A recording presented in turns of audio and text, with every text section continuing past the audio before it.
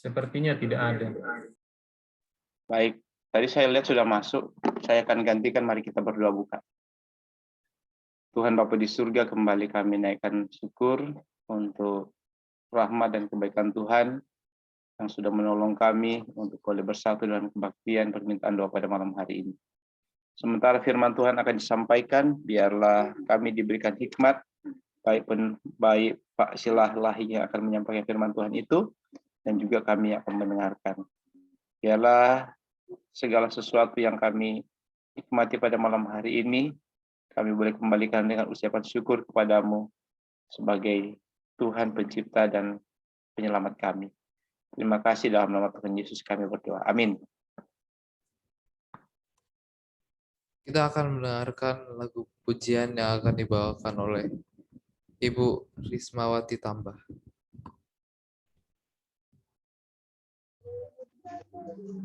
Selamat malam buat kita semua. Selamat malam. Jujur baru kali ini saya usia saya udah 52 tahun, baru kali ini saya bernyanyi. Jadi kalau tidak bagus, ini hanya untuk menguji nama Tuhan. Saya akan nyanyikan dari lagu Sion nomor 73.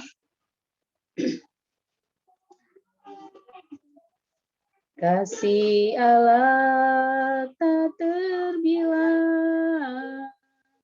lidah tak dapat uraikan, lebih tinggi dari bintang, lebih dalam dari lautan. Yang berdosa diselamatkan oleh korban Yesus, yang tersesat didamaikan, dosanya terhapus. Oh kasih Allah yang limpah, tak dapat diduga, kasih yang kekal selamanya, jadinya yang surga. Jika bila kelak tiba waktunya, kerajaan dunia telah jatuh, bila orang yang durhaka berseru pada gunung batu, kasih Allah tetap tahan, tak akan berubah. Rahmat besar yang selamatkan, jadi lagu surga. Oh kasih Allah yang limpah, tak dapat diduga, kasih yang kekal selamanya, jadi lagu surga. Kalaupun laut penuh tinta dan langit menjadi kertas, rumput-rumput jadi pena, dan semua orang penulis menuliskan kasih Tuhan, akan kering lautan, langit tak dapat muatkan segenap kasih Tuhan. Oh kasih Allah yang limpah, tak dapat diduga, kasih yang kekal selamanya, jadinya surga. Terima kasih, Tuhan berkati. Pak Pen, kakak saya ketawa, katanya lari-lari nadanya. Tidak apa-apa, yang penting sudah melayani, itu suatu berkat. Terima kasih Rismawati. Terima kasih atas lagu pujiannya. Sekarang kita akan mendengarkan firman Tuhan yang akan dibawakan oleh Bapak Elas Silalahi.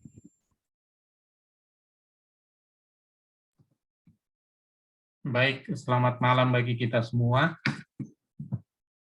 Oke, jadi pada malam hari ini kita akan belajar dari buku Kerinduan Segala Zaman. Terlebih dahulu saya mengucapkan terima kasih kepada Ibu Tamba yang telah memberikan atau membawakan lagu pujian pada malam hari ini. Sebelumnya, saya undang kita untuk berdoa bersama-sama. Tuhan Allah yang bertata dalam kerajaan surga, pada saat ini Tuhan kami siap mendengarkan firman Tuhan dari buku Kerinduan Segala Zaman. Bapa, biarlah kiranya Roh Kudus-Mu menyertai kami, supaya kami dapat mengerti firman ini. Terlebih Tuhan, hamba-Mu yang akan menyampaikan, Engkau urapi, supaya dapat menyampaikannya, dan dapat kami mengerti ya Tuhan. Terima kasih Bapa, ampuni segala dosa pelanggaran kami, karena kami berdoa melalui nama Yesus, sebagai Tuhan dan Juru Selamat kami. Amin. Saudara-saudara sekalian, pelajaran atau renungan kita malam ini yaitu dari Kerinduan Segala Zaman pasal 9, hari-hari perjuangan. Di dalam bacaan kita malam ini ada 3 hal yang saya perhatikan mengapa judulnya dikatakan hari-hari perjuangan. Kalau kita lihat pada pasal-pasal sebelumnya, masa kanak-kanak Yesus, sekarang ini adalah masa pertumbuhan Yesus, memasuki remaja dan menuju menjadi seorang yang dewasa di dalam pasal ini. Disinilah masa-masa yang sulit. Bagaimana seorang remaja dihadapkan terhadap keadaan lingkungan yang tidak mendukung. Ini adalah suatu perjuangan yang sangat berat. Ya, ini adalah suatu perjuangan yang sangat berat. Saya melihat ada 3 hal yang membuat ini menjadi perjuangan bagi Yesus. Pertama adalah Yesus berusaha mengajarkan bagaimana cara beribadah yang benar kepada Tuhan. Di saat orang-orang Israel sangat mengagungkan upacara-upacara tradisi yang tidak sesuai lagi dengan apa? Dengan perbaktian. Itu salah satu menjadi perjuangan berat bagi Yesus. Yang kedua adalah sikap daripada saudara-saudara Yesus. Sebagaimana kita ketahui, sebenarnya Yusuf telah memiliki anak, dan ini adalah saudara-saudara Yesus. Mereka ini, mereka lebih condong kepada rabi-rabi Yahudi. Ini juga menjadi perjuangan buat Yesus. Yang berikutnya adalah sikap daripada ibu Yesus, yaitu Maria. Sering Maria menegur Yesus, dan acap kali meminta Yesus supaya Yesus menuruti kebiasaan-kebiasaan para rabi-rabi. Bisa kita bayangkan, saudara-saudara sekalian, bagaimana bila mana keluarga kita tidak mendukung kita, ya. Inilah yang dirasakan oleh Yesus. Inilah menjadi perjuangan, hari-hari perjuangan bagi Yesus. Bagaimana dia berhadapan dengan saudara-saudaranya, bagaimana dia berhadapan dengan ibunya, dan bahkan bagaimana dia berhadapan dengan para rabi dan orang-orang Yahudi yang bertentangan dengan apa yang diyakini oleh Yesus. Nah, kita akan melihat secara lebih luas bagaimana sikap Yesus menghadapi hari-hari perjuangan ini. Apakah Yesus bersikap keras kepada mereka? Itu akan kita baca. Jadi saudara-saudara sekalian, kita akan baca di sini. Saya akan bacakan supaya nanti saya tidak membuat rangkumannya, tapi akan saya bacakan supaya sesuai dengan konteksnya. Dikatakan ketika keadaan bangsa itu mulai terbuka bagi pikirannya, dilihatnya bahwa tuntutan masyarakat dan tuntutan Allah selamanya berbeda, berbenturan satu sama lain. Manusia sudah menjauhkan diri dari sabda Allah, serta meninggikan segala teori rekaan mereka sendiri. Mereka memelihara upacara-upacara tradisi yang tidak mengandung manfaat. Acara perbaktian mereka hanyalah berupa upacara agama yang diulang-ulang belaka. Segala kebenaran kudus yang dimaksudkan untuk diajarkannya tersembunyi dari orang-orang yang datang berbakti. Ia melihat bahwa dalam upacara-upacara mereka yang tidak disertai iman itu, mereka tidak mendapat damai. Mereka tidak mengenal kebebasan roh yang akan datang kepada mereka oleh berbakti kepada Allah dalam kebenaran. Yesus telah datang guna mengajarkan arti perbaktian kepada Allah, dan ia tidak membenarkan percampuran segala tuntutan manusia dengan ajaran ilahi. Ia tidak menyerang ajaran atau kebiasaan guru-guru yang alim itu. Akan tetapi, bila ditegur karena segala kebiasaannya sendiri yang sederhana itu, ia mengucapkan firman Allah untuk membenarkan tingkah lakunya. Jadi kita lihat di sini bagaimana respon Yesus terhadap para guru-guru pada saat itu. Respon Yesus, dia tidak menunjukkan pertentangan secara langsung. Tetapi bila mana para guru tersebut menegur Yesus, maka dikatakan dia mengucapkan firman Allah untuk membenarkan tingkah lakunya. Jadi Yesus kembali kepada firman Tuhan, ya, pada saat dia menghadapi para pemimpin-pemimpin agama. Dengan cara yang halus dan lembut, Yesus berusaha menyenangkan hati orang-orang yang berbicara dengan dia. Oleh karena ia bersikap lemah lembut dan tidak suka menonjolkan diri, maka para ahli Taurat dan tua-tua menyangka bahwa ia akan mudah terpengaruh oleh pengajaran mereka. Mereka membujuk dia supaya menerima baik segala adat istiadat serta tradisi yang telah diwariskan turun-temurun oleh rabi-rabi purbakala, tetapi ia meminta wewenang mereka dalam Alkitab. Ia mau mendengar tiap sabda yang keluar dari mulut Allah, tetapi ia tidak dapat menurut segala rekaan manusia. Yesus tampaknya mengetahui Alkitab dari awal sampai akhir, dan ia menguraikannya dalam arti yang sesungguhnya. Rabi-rabi merasa malu diajar oleh seorang anak kecil. Mereka menuntut bahwa kewajiban mereka lah untuk menjelaskan Alkitab dan bahwa pihaknya lah yang harus menerima tafsiran mereka. Mereka marah karena ia berani melawan perkataan mereka.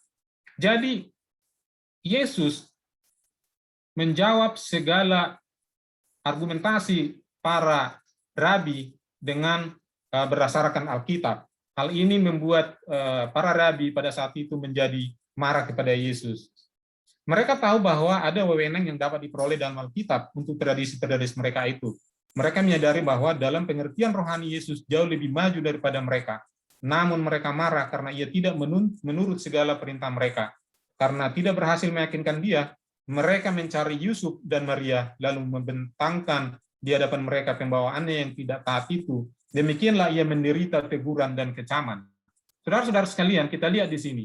Pada saat rabi-rabi ini tidak bisa mempengaruhi Yesus, maka yang dilakukan mereka adalah mempengaruhi keluarganya, mempengaruhi ayahnya, dan mempengaruhi ibunya. Inilah membuat sesuatu yang sulit bagi Yesus, karena dia harus diperhadapkan dengan keluarganya sendiri. Dalam usia yang sangat muda, Yesus sudah mulai bertindak menurut caranya sendiri. Dalam pembentukan tabiatnya, bahkan hormat serta cinta pada orang tuanya sekalipun tidak dapat mencegah dia dari penurutan kepada firman Allah. Ada tertulis, ialah alasannya bagi tiap perbuatan yang berbeda dari kebiasaan keluarga. Akan tetapi, pengaruh rabi-rabi pengalaman hidupnya amat pahit. Pada masa mudanya sekalipun, ia mesti memahami pelajaran-pelajaran berat dan bertahan dengan diam dan sabar. Jadi kita lihat di sini bahwa Yesus tidak secara frontal menghadapi mereka. Dikatakan berikutnya di sini, saudara-saudaranya itu anak-anak Yusuf memihak kepada rabi-rabi. Mereka bersikeras mengatakan bahwa tradisi mesti ditaati, seakan-akan hal itu adalah tuntutan Allah. Jadi bukan hanya orang-orang pemimpin-pemimpin agama atau rabi-rabi. Sekarang saudara-saudara Yesus pun dipengaruhi, ya, diberikan pengaruh supaya mereka bisa mempengaruhi Yesus untuk menerima ajaran-ajaran daripada rabi-rabi tersebut. Mereka tahu bahwa ia tidak pernah mendapat pelajaran dari orang-orang terpelajar itu. Namun mereka terpaksa melihat bahwa ia merupakan seorang guru bagi mereka. Mereka mengakui bahwa pendidikannya mengandung jenis yang lebih tinggi daripada pendidikan mereka. Tetapi mereka tidak melihat bahwa ia dapat menghampiri pohon kehidupan, yaitu sebuah sumber ilmu pengetahuan yang tentang itu mereka tidak mengetahui sedikit pun. Jadi kita lihat di sini bahwa mereka menganggap Yesus ini seorang yang tidak mengerti, seorang yang tidak memahami apa-apa, karena Yesus tidak belajar kepada rabi-rabi, tetapi Yesus belajar langsung daripada firman Tuhan. Inilah yang mereka lihat, tapi mereka menjadi terheran-heran, ternyata Yesus itu sangat memiliki pengetahuan yang cukup luas, yang cukup dalam tentang kebenaran Tuhan. Pada saat terjadi seperti ini, saudara-saudara sekalian, banyak tantangan baik dari pihak keluarga, dari para guru, Yesus tidak pergi mengasingkan diri. Yesus tidak pergi mengasingkan diri, tetapi dikatakan, dan ia telah begitu menyinggung perasaan kaum Farisi oleh menyimpang dalam hal ini dari peraturan-peraturan mereka yang keras itu. Ia melihat lapangan agama dipagari dengan tembok pemisi yang tinggi-tinggi. Segala sesuatu yang terlalu keramat untuk kehidupan sehari-hari. Tembok pemisah ini dihancurkannya. Dalam pergaulannya dengan manusia, ia yang tidak bertanya, apa agamamu? Apa gerejamu? Ia menggunakan kuasanya untuk kepentingan semua orang yang memerlukan pertolongan. Gantinya mengasingkan diri dalam rumah pertapaan agar dapat menunjukkan tabiat surgawinya. Ia bekerja dengan tekun untuk umat manusia. Ia menanamkan asas bahwa agama kitab suci tidak tergantung kepada penyiksaan tubuh. Ia mengajarkan bahwa agama yang suci tidak dapat bercacat, bukannya dimaksudkan semata-mata untuk waktu tertentu dan untuk saat-saat istimewa. Pada segala waktu dan di segala tempat ia menyatakan minat yang penuh kasih sayang terhadap manusia, serta memancarkan di sekelilingnya cahaya belas kasihan yang gembira. Semuanya ini merupakan suatu templakan bagi orang Farisi. Hal ini menunjukkan bahwa agama tidak tergantung pada sifat mementingkan diri, dan bahwa pengabdian mereka tidak sehat kepada kepentingan diri sendiri adalah jauh dari ibadah yang sejati. Hal ini telah membangkitkan permusuhan mereka melawan Yesus, sehingga mereka mencoba memaksakan penurutannya kepada segala peraturan mereka. Jadi di sini kita lihat bahwa Yesus tidak bersembunyi dari orang-orang Farisi. Yesus tidak bersembunyi dari apa yang sedang dihadapi, tetapi dia tetap memberikan perhatian. Dia menolong setiap orang. Dikatakan di sini, Yesus bekerja untuk meringankan setiap penderitaan yang dilihatnya. Ia mempunyai sedikit uang untuk diamalkan, tetapi ia acap kali tidak makan dan untuk memberikan makanan kepada orang yang lebih berkekurangan daripadanya. Jadi sikap Yesus dan sikap para pemimpin agama itu sangat bertolak belakang. Pada saat pemimpin-pemimpin agama saat itu, mereka mengajarkan ajaran agama untuk keuntungan-keuntungan pribadi mereka. Tetapi dikatakan Yesus dengan hanya uang yang sedikit, dia memberikan makan, dia memberikan makanan bagi orang lain, bahkan dia sering tidak makan demi memberikan makanan kepada orang lain. Dikatakan berikutnya adalah, semuanya ini mengecilkan hati saudaranya, karena lebih tua dari Yesus, mereka merasa bahwa ia harus berada di bawah perintah mereka. Mereka mempersalahkan dia dengan mengatakan bahwa ia menganggap dirinya lebih tinggi daripada mereka, serta menegur dia karena menempatkan dirinya sendiri di atas guru-guru mereka, di atas imam-imam mereka, dan penghulu-penghulu bangsa Yahudi. Sering mereka mengancam dan mencoba menakut-nakuti dia, tetapi ia berjalan terus menggunakan Alkitab sebagai penuntunnya. Saudara-saudara sekalian, di sini kita lihat bahwa sikap daripada saudara-saudaranya merasa lebih tua, merasa lebih dewasa daripada Yesus, ini juga adalah sesuatu yang membuat mereka menuntut Yesus supaya Yesus tunduk atau menuruti mereka karena mereka yang lebih dewasa dan lebih tua. Tetapi Yesus dikatakan di sini, Yesus selalu berjalan dengan Alkitab. Artinya, menghadapi saudara-saudaranya dengan apa yang dia tahu. Dia tidak berusaha untuk menentang saudara-saudaranya. Yesus mengasihi saudara-saudaranya dan memperlakukan mereka itu dengan kebaikan hati yang tiada putus-putusnya. Tetapi mereka cemburu kepadanya dan menyatakan sikap kurang percaya dan sikap memandang remeh yang nyata. Mereka tidak dapat mengerti tingkah lakunya. Banyak pertentangan besar nampak dalam diri Yesus. Ia adalah anak yang ilahi, namun ia juga masih seorang anak kecil yang tidak berdaya. Sebagai Khalik segala dunia, bumi ini adalah miliknya, namun kemiskinan meliputi pengalaman hidupnya pada setiap langkah. Ia memiliki suatu kebesaran dan kepribadian yang semata-mata berbeda dengan kesombongan dan ketakaburan duniawi. Ia tidak berjuang untuk mengejar kebesaran duniawi, malah dalam kedudukan yang terhina sekalipun ia merasa puas. Saudara-saudara sekalian, kita lihat di sini berbeda, ya. Jadi Yesus itu tidak seperti manusia pada umumnya. Pada saat dikatakan orang lain mengejar keduniawian, mengejar mungkin kalau boleh dikatakan adalah kemasyhuran dalam dunia ini. Tetapi Yesus sebagai pemilik alam semesta, dia justru hidup dalam keadaan kesulitan, dia hidup dalam keadaan hina. Itulah yang dilakukan Yesus. Dia tidak mencari keuntungan-keuntungan dunia ini. Mereka tidak tahu bahwa Untuk kepentingan kita, ia telah menjadi miskin supaya kita menjadi kaya oleh karena kemiskinannya. 2 Korintus 8. Mereka tidak dapat mengerti rahasia tugasnya sama sekali. Sahabat-sahabat Ayub tidak mengerti kehinaan serta penderitaannya. Dari segala kepahitan dan menjadi nasib manusia, tidak ada bagian yang tidak dirasa oleh Yesus. Ada orang mencoba melemparkan hinaan kepadanya karena kelahirannya, bahkan pada waktu masih kanak-kanak pun, ia mesti menghadapi pandangan mereka yang menghina dan bisikan mereka yang jahat. Sekiranya ia menjawab dengan pandangan yang tidak sabar, sekiranya ia menyerah kepada saudara-saudaranya itu, hanya oleh perlakuan yang salah, niscaya ia sudah akan gagal menjadi salah satu teladan yang sempurna. Dengan demikian, ia sudah pasti akan gagal melaksanakan rencana penebusan kita. Sekiranya ia mengaku bahwa ada maaf untuk dosa, setan tentu akan menang.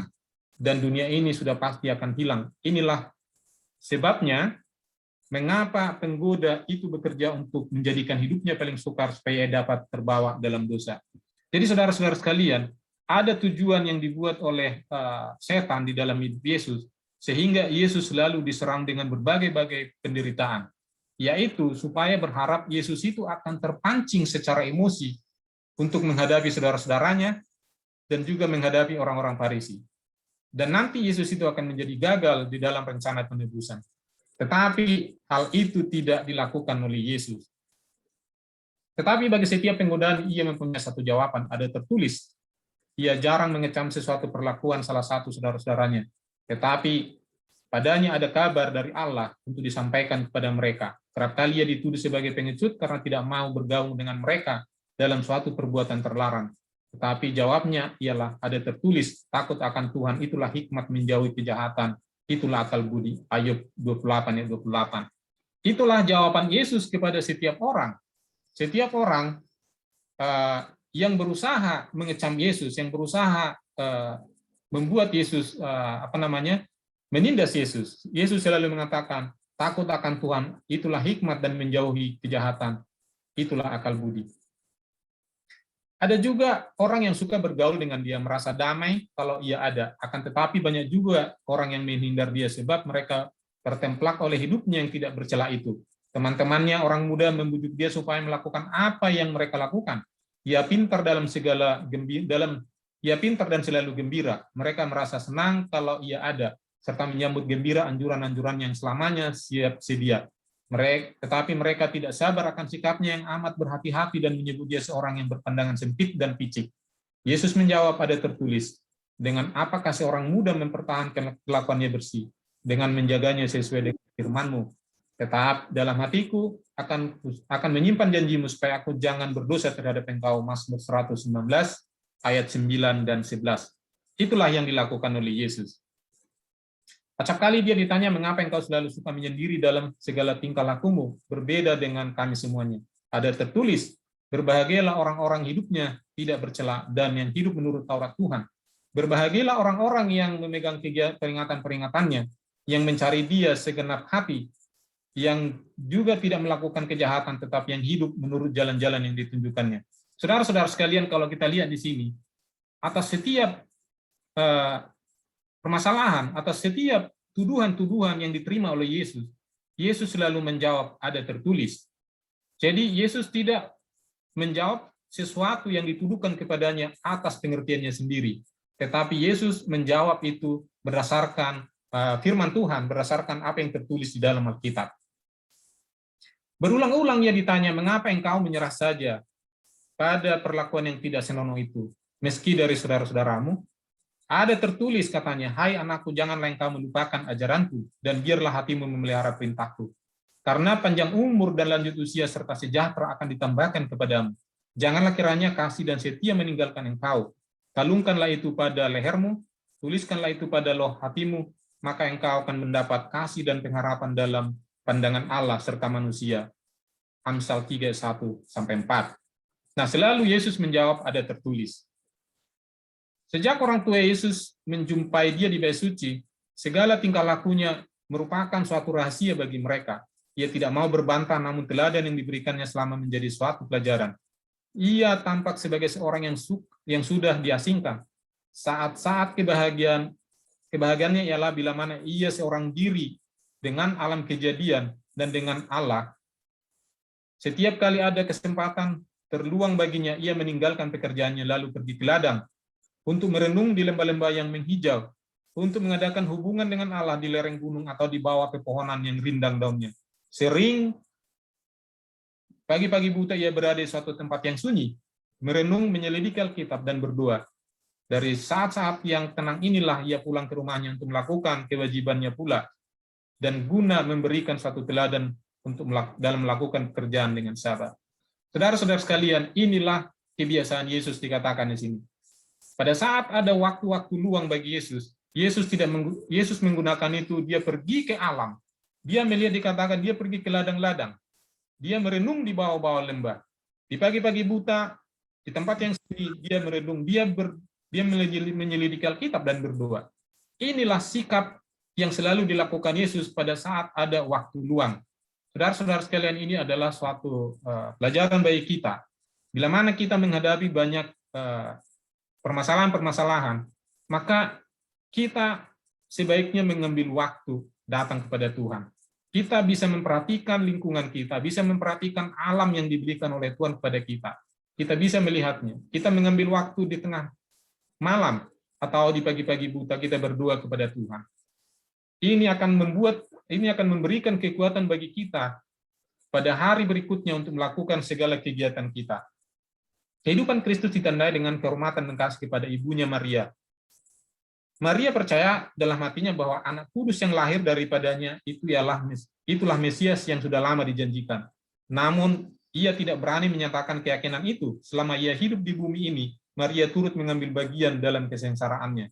Ia menyaksikan dengan duka segala penderitaan yang didatangkan kepadanya pada waktu ia masih kanak-kanak dan anak muda. Saudara-saudara sekalian, tentu di sini seorang ibu itu pasti hatinya akan sedih lihat bagaimana anaknya diperlakukan, ya, bagaimana anaknya diperlakukan tidak sesuai, ya, karena mungkin Yesus berbeda pandangan dengan orang lain.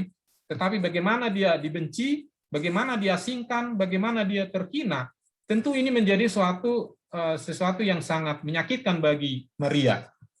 Tetapi dikatakan di sini, Maria acap kali menegur Yesus serta mendesak agar ia mengikuti kebiasaan rabi-rabi. Akan tetapi ia tidak dapat dibujuk untuk mengubah kebiasaannya dalam merenungkan perbuatan tangan Allah serta berusaha meringankan penderitaan manusia, bahkan penderitaan binatang-binatang yang bisu sekalipun. Apabila imam-imam dan guru-guru menuntut bantuan Maria untuk mengendalikan Yesus, ia merasa susah. Tetapi damai datang ke dalam hatinya setelah diucapkannya sebutan-sebutan Alkitab yang menyokong segala kebiasaannya. Saudara-saudara sekalian, kita lihat di sini. Bahkan rabi-rabi itu juga menekan Maria supaya Maria dapat mempengaruhi Yesus. Tetapi apa yang terjadi dikatakan? Bahwa Maria hatinya akan menjadi senang, hatinya akan menjadi tenang pada saat dia mempelajari, pada saat dia mendengarkan kata-kata daripada Alkitab. Inilah yang selalu dilakukannya. Jadi bisa kita bayangkan saudara-saudara sekalian bagaimana beban yang dihadapi oleh Maria pada saat dia melihat anaknya, Yesus Kristus, itu selalu mengalami kecaman-kecaman dari orang lain, bahkan dari saudara-saudaranya sendiri.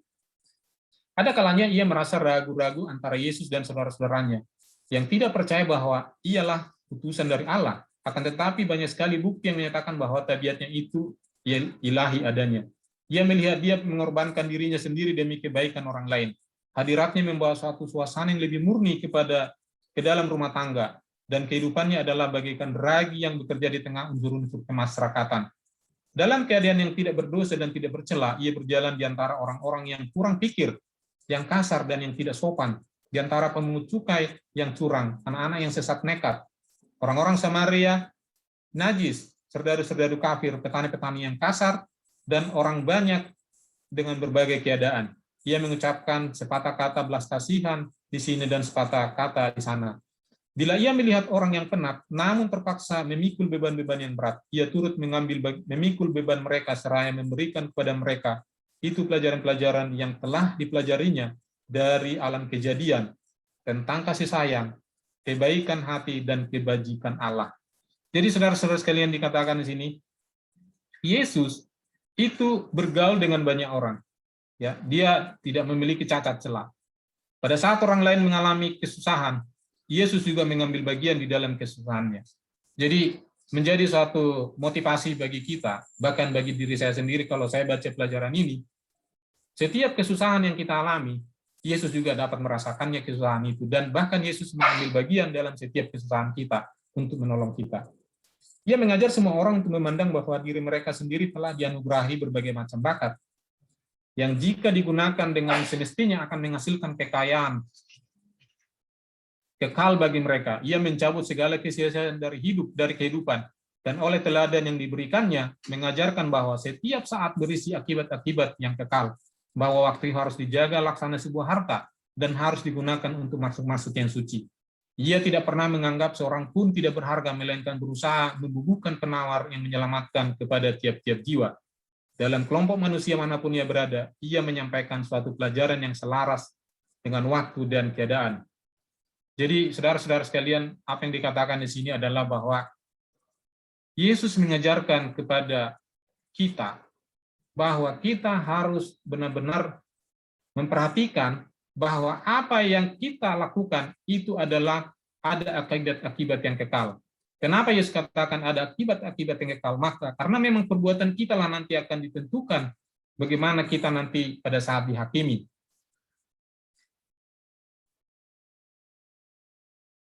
Kerap kali ia bertemu dengan orang-orang yang telah hanyut di bawah kendali setan dan yang tidak berkuasa melepaskan diri dari jeratnya. Kepada mereka yang demikian, yang putus asa, sakit, tergoda, dan terjerumus, Yesus mengucapkan perkataan belas kasihan yang paling lemah lembut, perkataan yang diperlukan dan yang dapat dipahami. Sering pula ia bertemu dengan orang-orang lain yang sedang bertempur melawan musuh jiwa. Ia meneguhkan semangat orang-orang ini supaya tetap tabah, seraya memberi jaminan bahwa mereka pasti menang. Karena malaikat-malaikat Allah sendiri di pihak mereka dan akan memberi kepada mereka kemenangan. Orang-orang yang ditolongnya dengan demikian yakinkan bahwa inilah dia yang padanya mereka dapat berharap dengan keyakinan yang sempurna.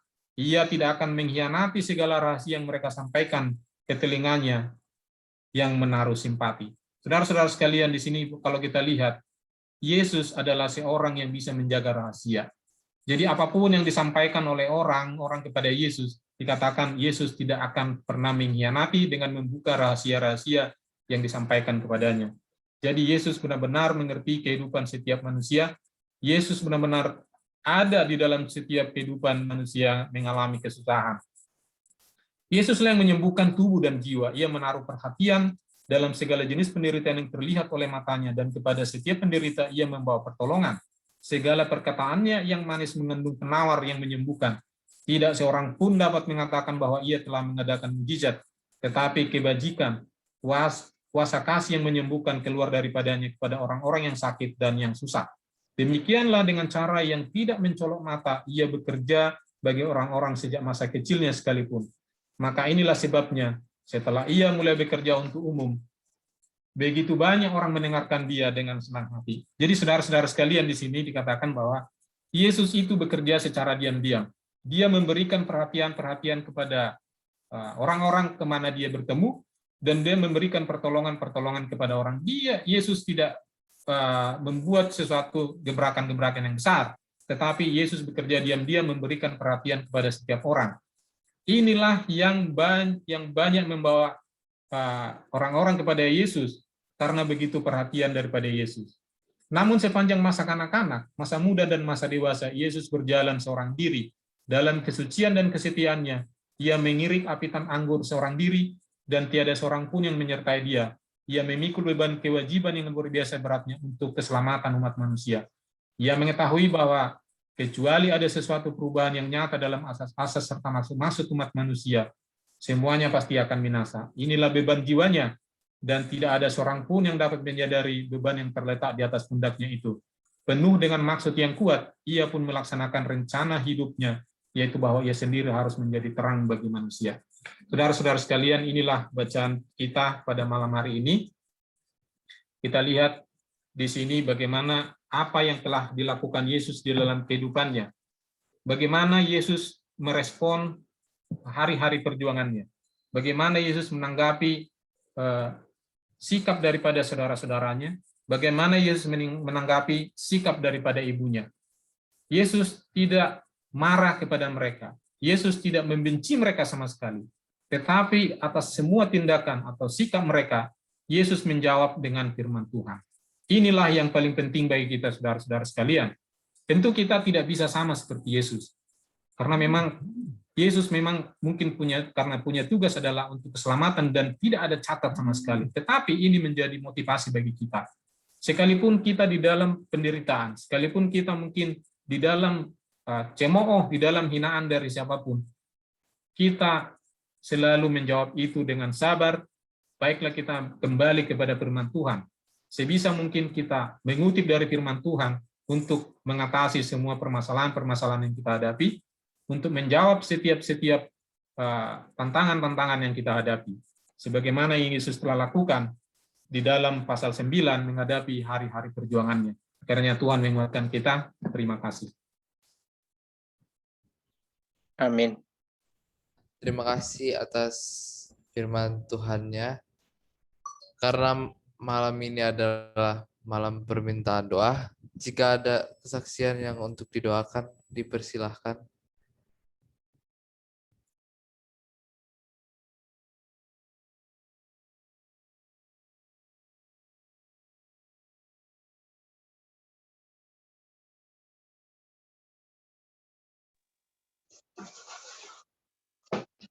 Tolong didoakan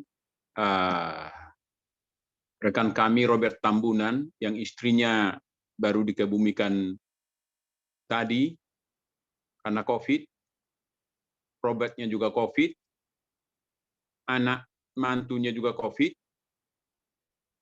Jadi tolong didoakan agar keluarga ini bisa tertolong. Karena istrinya sudah lewat karena COVID juga. Terima kasih. Dan kita doakan juga Pak, semuanya para medis, supaya mereka lebih dikuatkan oleh Tuhan, daya tahan tubuh mereka lebih meningkat, karena COVID ini yang sangat merajalela dan melelahkan buat mereka. Terima kasih.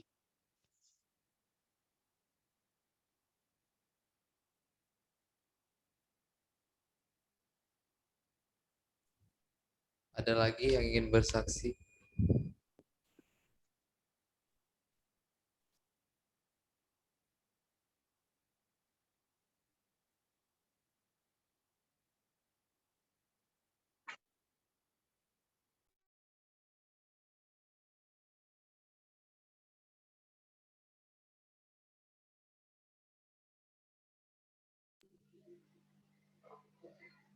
Saya yang bersaksi, boleh? Pak Malingkas, silakan. Ya. Suara saya bisa terdengar ya? Jelas, Pak. Baik, jadi selamat malam bagi saudara-saudara semua sekalian. Saya merasa bersyukur karena beberapa hari yang lalu saya kebetulan mengalami gangguan kesehatan. Kira-kira kalau nggak salah itu hari Jumat ya, hari Jumat. Saya sedang ngutik-ngutik laptop, kok kesana susah, kesini susah, tiba-tiba langsung pusing kepala saya. Nah, pada waktu kepala saya pusing, makin lama makin nggak tertahan. Akhirnya turun ke dada, jadi napas juga sulit. Ya, akhirnya saya ke rumah sakit, itu pun agak susah karena dikiranya itu ada gejala-gejala COVID-19, sepertinya akan ditolak atau diberikan ruangan lain. Tapi saya bilang saya pasien di sini dengan dokter jantung lah di sini. Akhirnya saya diperiksa diterima. Nah, sudah diterima, diobservasi sampai malam, akhirnya dokter jantung mengatakan dirawat. Nah, dirawat, kemudian besoknya harus langsung kateter untuk pemeriksaan lebih teliti ke jantung.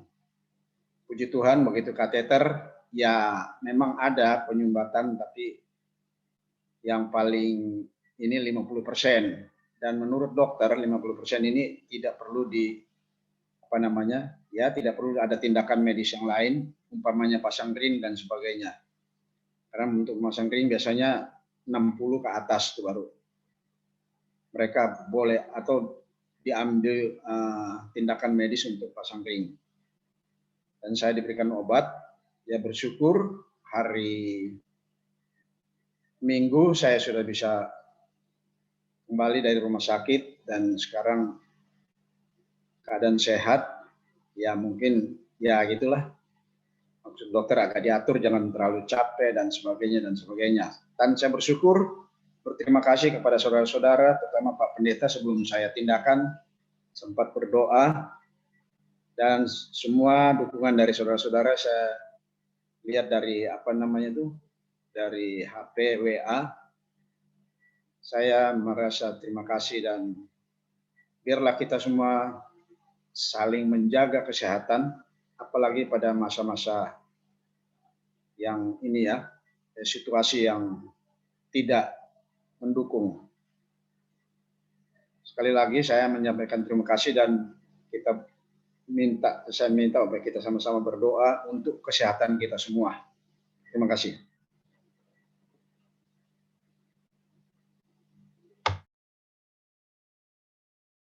Amin.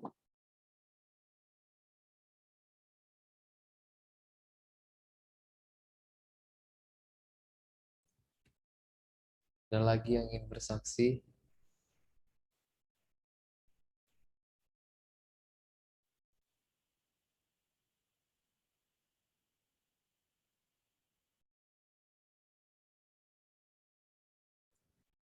Kalau tidak ada lagi, yang akan didoakan adalah keluarga Pak Robert, sekeluarga yang Robert Tambunan yang terkena COVID, dan supaya para medis dikuatkan daya tahan tubuhnya dan sehat-sehat saja.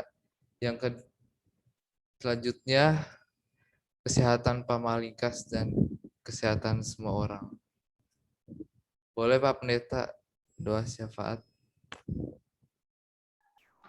Baiklah, mari kita berdoa. Boleh kita ambil posisi kita yang terbaik untuk boleh menghadap Tuhan pada malam hari ini.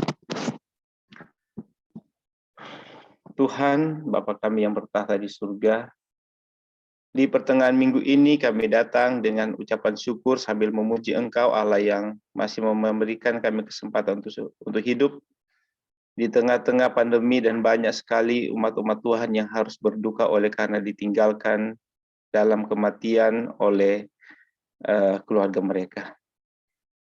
Bapa di surga, oleh sebab itu kami datang dengan mohon ampun dosa dan kesalahan kami.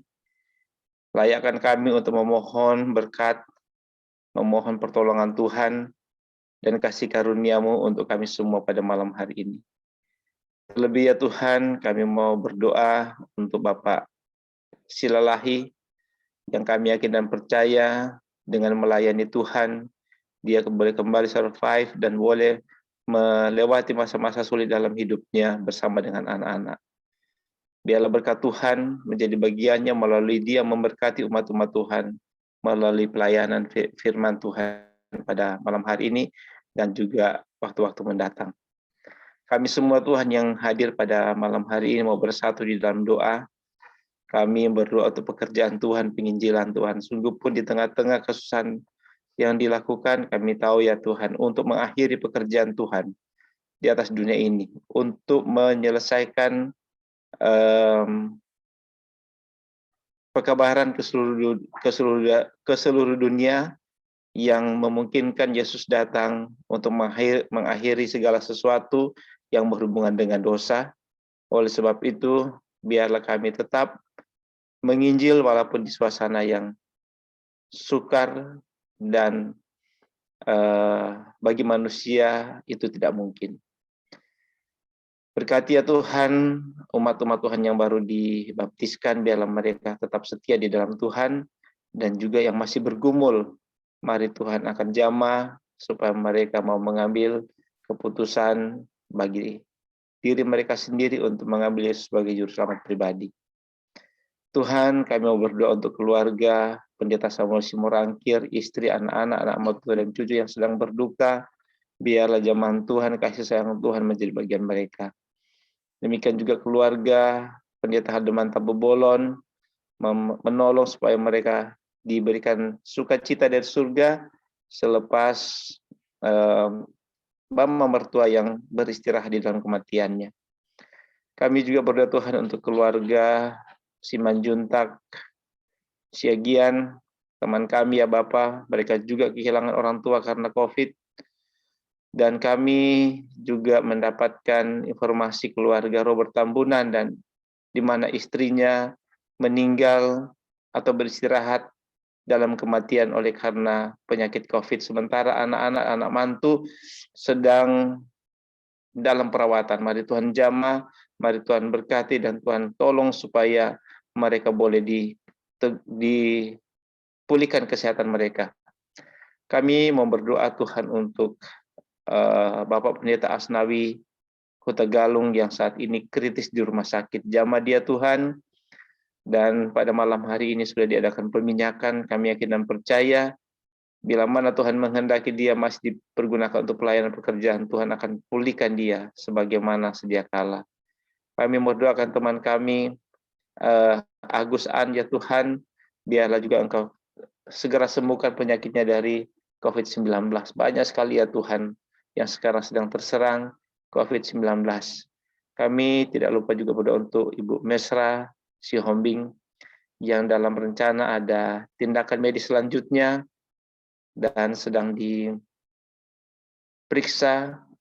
apakah terpapar atau tidak. Tapi kami harapkan ya Tuhan, dia boleh baik-baik saja dan boleh diadakan tindakan medis yang diperlukan. Bapak yang baik, Bapak yang bertata di surga, banyak sekali ya Tuhan yang kami mau sampaikan Tuhan, termasuk pimpinan kami Dr. Samuel Sow yang juga mengalami masalah kesehatan. Tuhan berkati dan Tuhan akan tolong. Pekerjaan pelayanan di conference di Jakarta yang sedang merencanakan untuk KLB di tengah-tengah pandemi ini ya Tuhan, Tuhan akan berkati. Ya Tuhan, terlebih kami berdoa untuk persatuan dan kesatuan di Jemaat Cengkaring ya Bapak. Bila mana kami hanya melihat dari kacamata kami sendiri, mungkin kami merasa susah dengan suasana yang sedang terjadi. Tetapi kami melihat Tuhan secara global Bapak. Tuhan juga menghendaki kami berhati-hati, bersikap benar untuk keputusan-keputusan yang diambil sehubungan dengan pelayanan. Itulah secara pribadi bila mana hamba sebagai hamba Tuhan ada hal-hal yang kurang pas di dalam melayani dan di dalam mengambil keputusan bersama dengan jemaat, Tuhan tolong kami supaya kami boleh melakukan yang terbaik demi kemuliaan dan kebesaran nama Tuhan. Pada saat yang sama ya Tuhan, kami boleh juga menjaga, memelihara umat-umat Tuhan di dalam kerohanian walaupun di tengah-tengah pandemi yang sedang berlangsung.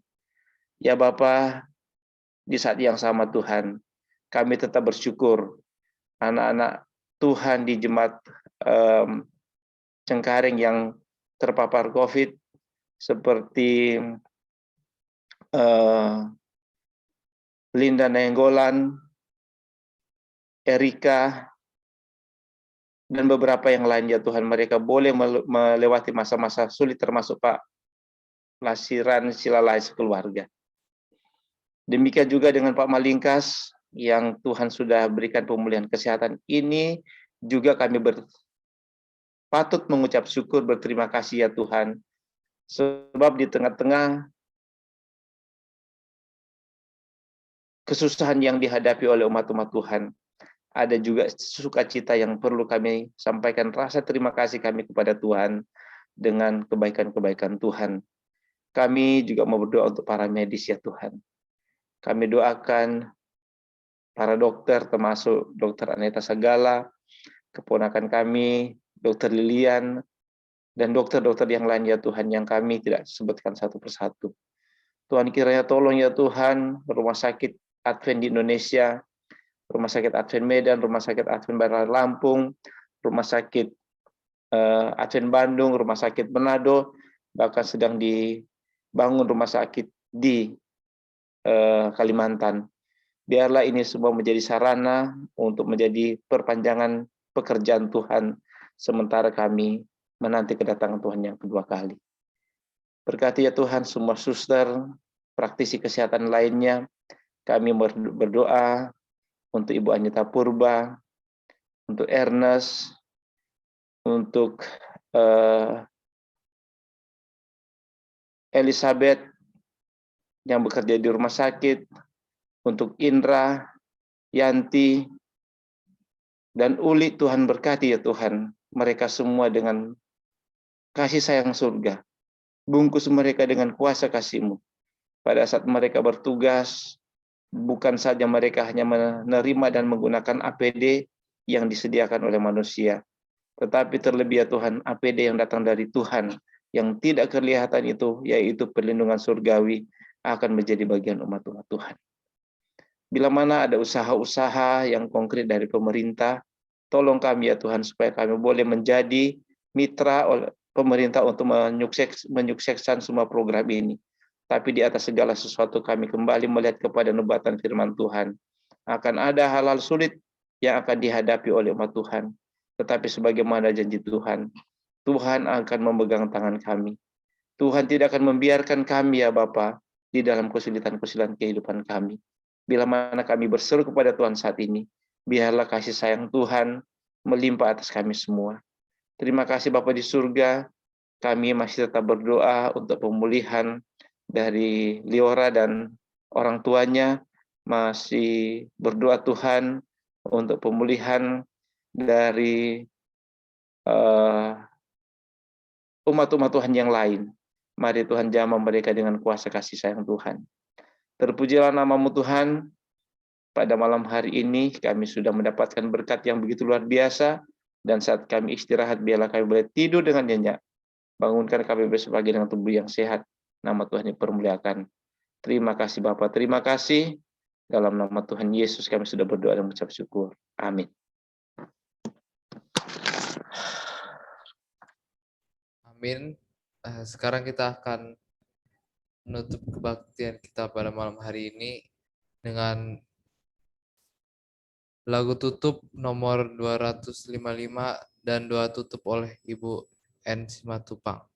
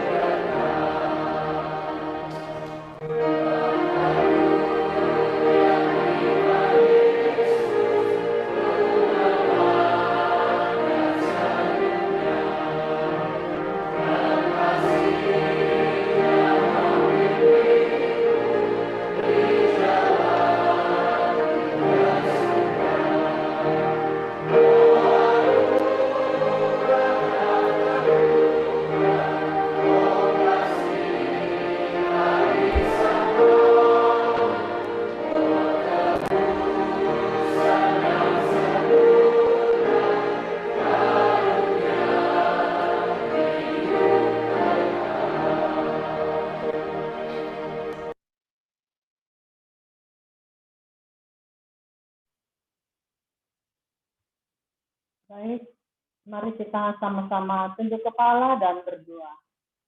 Ya Tuhan Allah Bapa kami yang di surga, terima kasih Tuhan atas segala berkat pimpinan Tuhan kepada kami, di mana Tuhan telah melindungi kami, memelihara kami di dalam segala aktivitas kami Tuhan, hari demi hari sampai tiba malam rabu permintaan doa ini ya Tuhan.